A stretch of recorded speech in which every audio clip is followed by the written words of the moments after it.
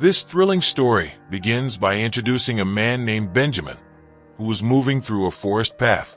Suddenly, a werewolf resembling a frenzied mob attacks Benjamin.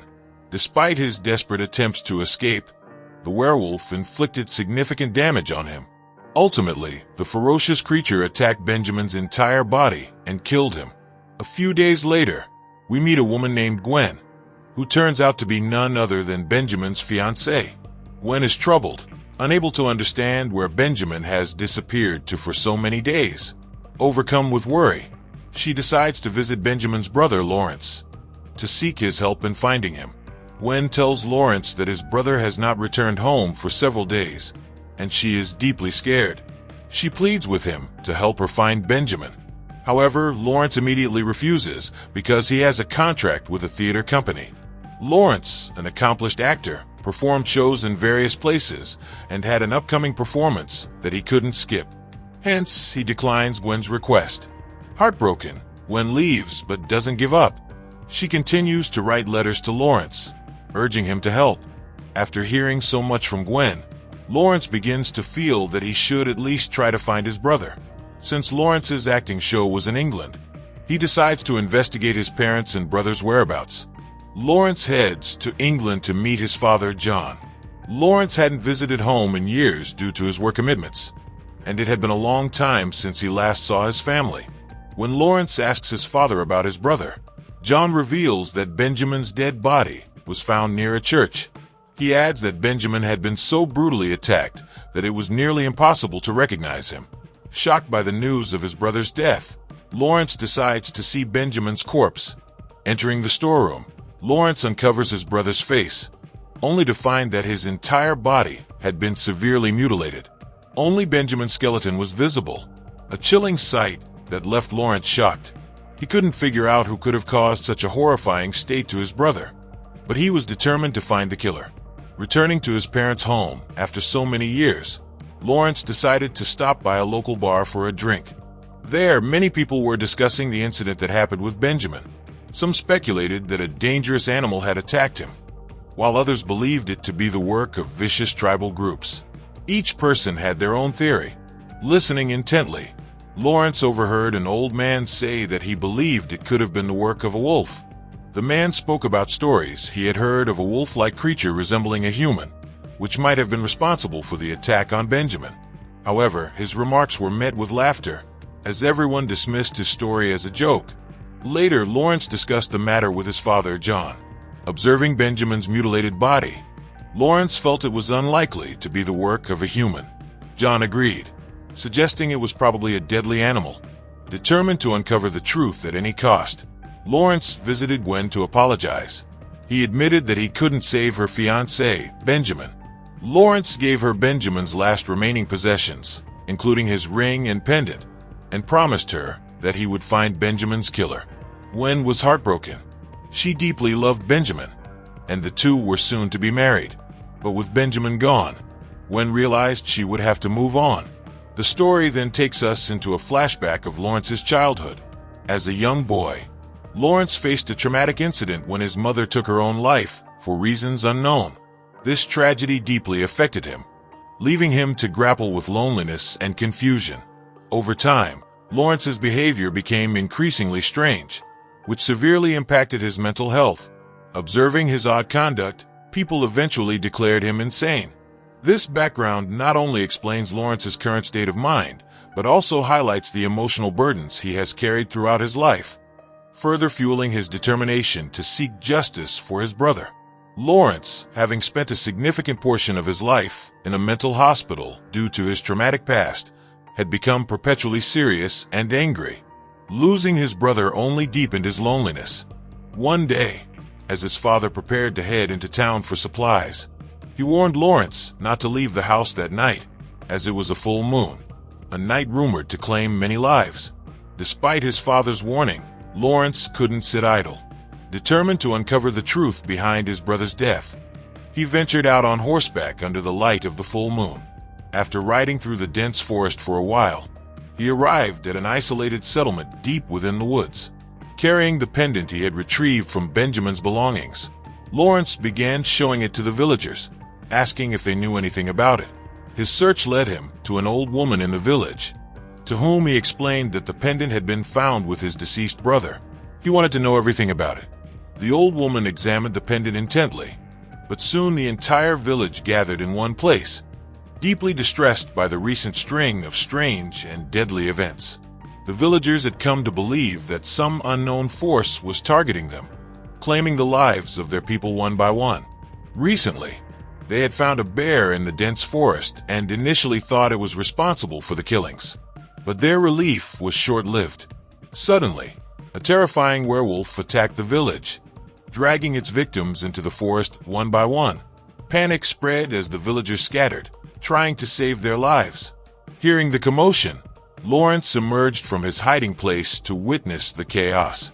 The creature, a humanoid wolf, was ruthlessly attacking and killing the villagers. While seeking shelter, Lawrence saw the beast preparing to attack a young girl. Torn between fear and a sense of duty, he knew he had to act. Despite the overwhelming danger, Lawrence acted swiftly and rescued the young girl from the werewolf's attack. However, the beast immediately lunged at Lawrence, biting deeply into his neck. Just as things seemed dire, the villagers arrived with their guns and began shooting at the werewolf. The creature, frightened by the gunfire, fled into the woods, but not before inflicting a serious wound on Lawrence. The villagers brought Lawrence to the old woman in the settlement, who began treating his severe injuries. As she dressed his wounds, the villagers debated whether they should kill him. They feared that since the werewolf had bitten Lawrence, he too might turn into the same monstrous creature and pose a threat to everyone. The old woman, however, persuaded the villagers not to harm Lawrence and convinced them to let her treat him. Once stabilized, the villagers transported him back to his home. The following day, a doctor examined the deep wound on Lawrence's neck and was stunned to see it had healed at an incredibly unnatural rate. It looked as though Lawrence had never been injured at all. Lawrence himself was equally shocked but couldn't understand what was happening to him. Meanwhile, an inspector arrived to investigate Benjamin's mysterious death. As part of his inquiry, he questioned Lawrence. Learning about Lawrence's troubled past, the inspector began suspecting him of being involved in his brother's murder. However, lacking evidence, he couldn't formally accuse Lawrence and decided to continue his investigation elsewhere. As days passed, Lawrence began noticing strange changes in himself. His senses were heightened. He could see long distances and hear faint sounds that no normal human could perceive. Alongside these changes, his neck wound had completely healed. Lawrence realized that the werewolf's bite had started to transform him, and he might eventually turn into a werewolf himself. When the villagers learned about Lawrence's transformation, their worst fears were confirmed. They rushed to confront him, determined to take drastic measures to ensure their safety. Lawrence now found himself caught between his growing inner turmoil and the threat posed by the frightened villagers. The villagers, terrified of Lawrence's potential transformation into a werewolf, decided to eliminate him before he could harm anyone. They captured him and prepared to execute him. However, just as they were about to carry out their plan, Lawrence's father, John, arrived armed and began firing at the crowd to protect his son. John was resolute in his belief that, no matter what, Lawrence was his son, and he would do anything to keep him safe. Meanwhile, Lawrence himself was beginning to fear what he was becoming. Concerned for Gwen's safety, he sent her to London, ensuring she was far away from the chaos. Back in the village, the locals, still reeling from the werewolf attacks, prepared for another full moon. Knowing that the creature would likely strike again, they devised traps using bait and crafted silver weapons, including bullets, as they had heard that silver was the only thing capable of killing a werewolf. That night, while Lawrence was trying to rest, he noticed his father sneaking out of the house and heading toward the forest. Curiosity and suspicion drove Lawrence to follow him. He trailed John to an old, decrepit ruin deep in the woods. Inside the ruin, Lawrence came across a coffin, the final resting place of his mother. Overwhelmed with emotion, he lingered near it before venturing deeper into the eerie structure. There, he found a strange chair fitted with restraints, seemingly designed to hold someone in place. Lawrence was baffled, wondering what such a contraption was doing in this desolate place.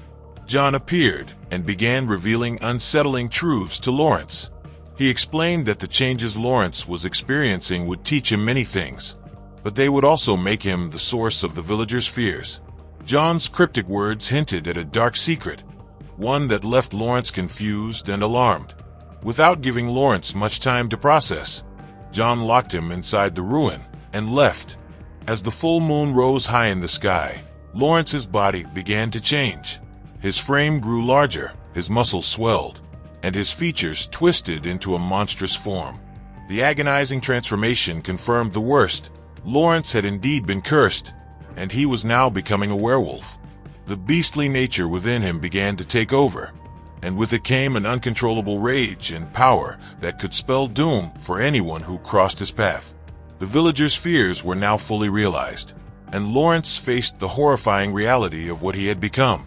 John shared the long-hidden truth with Lawrence, revealing events from his past. Years ago, during his travels, John became fascinated with ancient myths and extraordinary creatures. He learned of a legend about strange beasts residing in mysterious caves in India. Driven by his curiosity and thirst for adventure, John journeyed to those caves to uncover the truth behind the tales. Inside the caves, John encountered a feral creature unlike anything he had ever seen, a werewolf. In his pursuit to study and understand the creature, he was attacked and bitten. This incident cursed him with the werewolf's affliction, turning him into the very beast he sought to investigate. Over time, John came to terms with his transformation, learning to control it to some extent but always hiding the truth from his family. John admitted that he had been the source of the curse that now plagued Lawrence. He confessed that, as a werewolf, he had struggled to contain his primal instincts, and it was he who had attacked and killed Lawrence's mother during one of his uncontrollable transformations. Unable to bear the guilt, he had hidden the truth for years and buried the dark secret deep within the family's history. Lawrence, devastated by this revelation, realized the gravity of his father's actions and the curse that had now passed on to him. John warned him about the dangers of succumbing to the werewolf's instincts and urged him to find a way to control the beast within, even if it meant living a life of solitude. However, Lawrence's time in the asylum was brutal. The doctors, believing he was delusional, subjected him to inhumane experiments and torture, worsening his condition. Despite the agony, Lawrence's werewolf abilities allowed his body to heal rapidly from injuries, though the psychological toll was immense. One fateful night, as the full moon rose, Lawrence could no longer suppress the beast inside him. Transforming once again into a werewolf, he unleashed his fury on the asylum, breaking free from his restraints and tearing through the facility.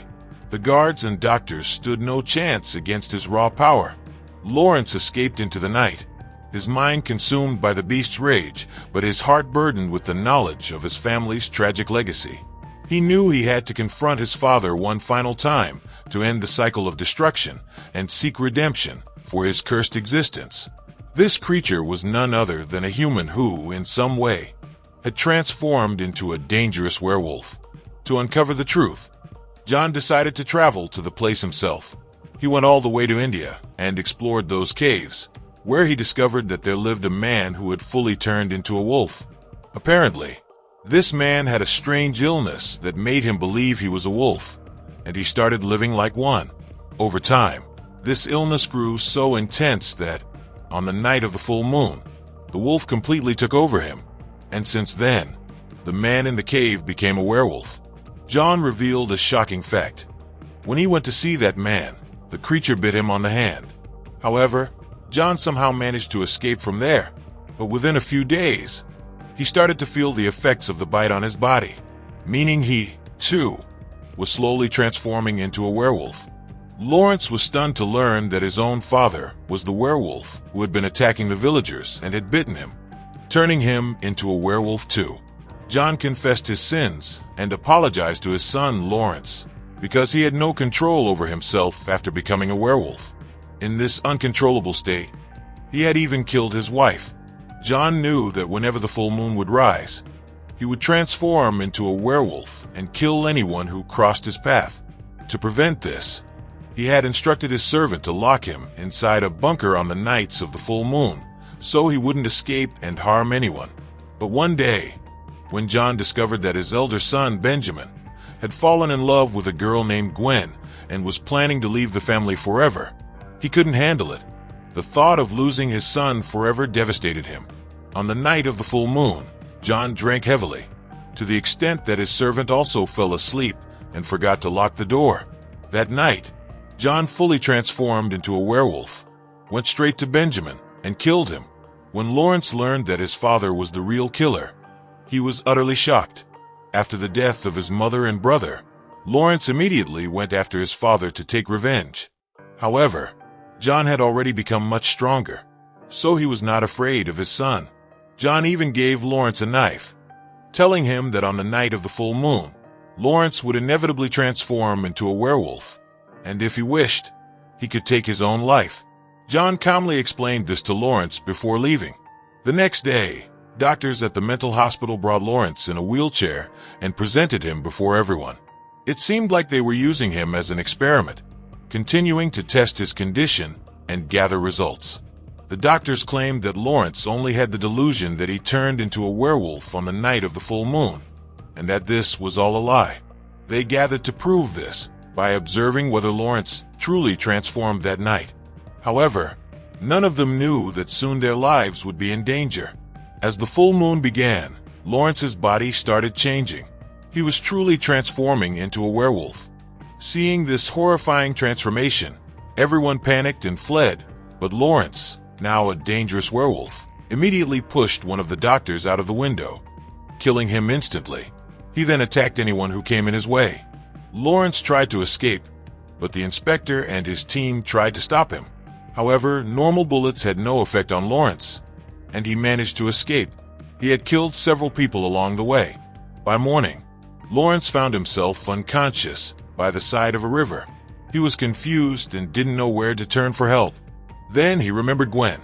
Lawrence made his way to her, told her the whole truth, and confessed that it was his father who had killed Benjamin, which led to the loss of his mother as well. Gwen, understanding Lawrence's plight, tried to support him through this difficult time.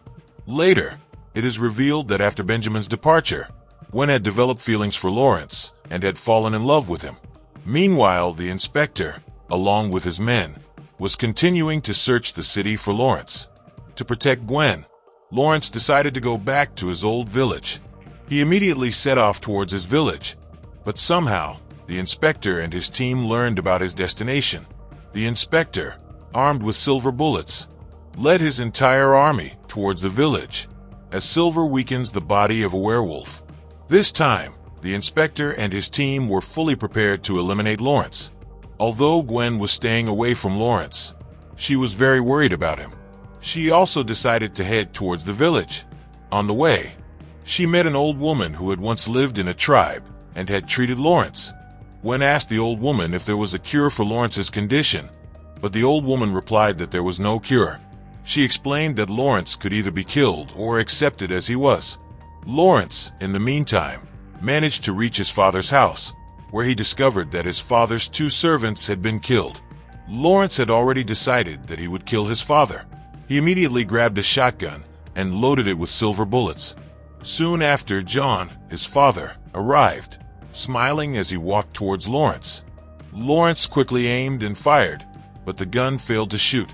The reason was that John had removed the silver powder from all the bullets years ago to ensure they wouldn't harm him. A fierce fight broke out between Lawrence and his father. Both were struggling to injure each other. As time passed, the full moon rose, and both Lawrence and John transformed into werewolves. Despite becoming werewolves, they continued to fight each other, each inflicting serious injuries on the other. But Lawrence's anger and determination helped him hold on and keep fighting. Lawrence couldn't bear the fact that his father had killed his mother and brother. In a fit of rage, he pushed his father into a huge fire, causing John to burn. But before John could escape, Lawrence went and slit his father's throat, ending his life right there in the house.